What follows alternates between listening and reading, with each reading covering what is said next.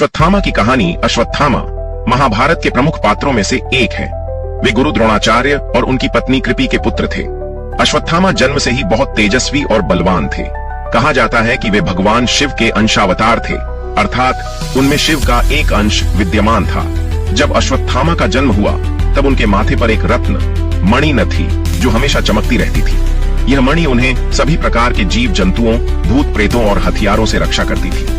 अश्वत्थामा ने अपने पिता द्रोणाचार्य से शस्त्र विद्या सीखी और पांडवों तथा कौरवों दोनों के साथ गुरुकुल में अध्ययन किया।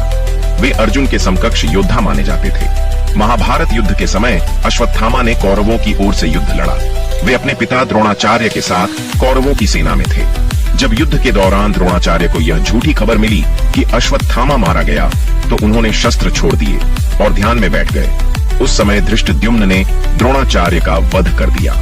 यह घटना अश्वत्थामा के जीवन का सबसे बड़ा आघात थी।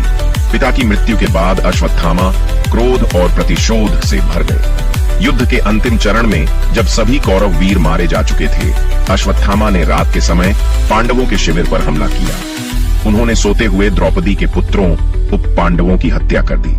यह कार्य धर्म के विरुद्ध माना गया, क्योंकि युद्ध नियमों के अनुसार रात में युद्ध नहीं किया जाता और सोए हुए योद्धाओं को मारना अधर्म माना गया था।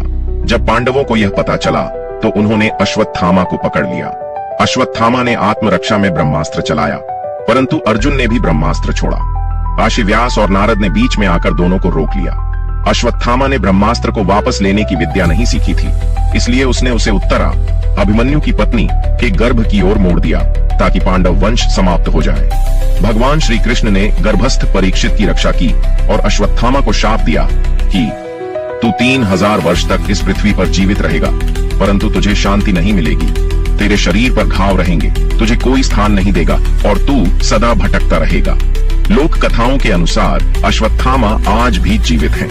कहा जाता है कि वे जंगलों, पहाड़ों या निर्जन स्थानों में घूमते हैं और उनके माथे की मणि अब नहीं है क्योंकि श्री कृष्ण ने वह छीन ली थी। कई लोगों का दावा है कि उन्होंने आज भी किसी रहस्यमय व्यक्ति को देखा है जो स्वयं को अश्वत्थामा बताता है।